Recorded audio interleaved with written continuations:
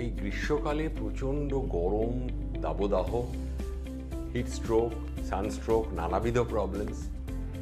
এই অবস্থায় প্রেগনেন্ট মায়েদের জন্য কয়েকটা কথা। প্রথমত, খাবারের প্রতি নজর রাখুন। সহজে হজম হয় এমন খাবার খাবো।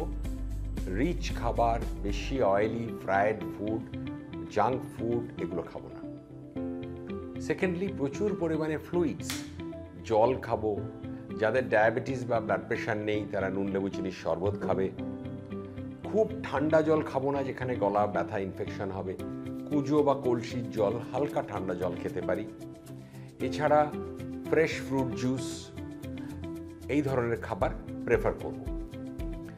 জামা কাপড়ের মধ্যে সুতির কাপড়, লাইট কালার্ড এবং ঢিলে ঢালা পরব, যাতে স্বাস্থ্যকর।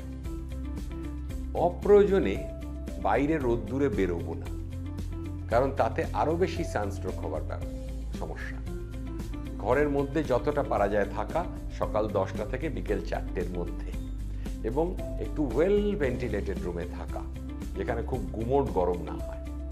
এই কটা প্রিকশন মেনে চললে এই গ্রীষ্মকালেও মায়েরা কিন্তু সুস্থ থাকবেন।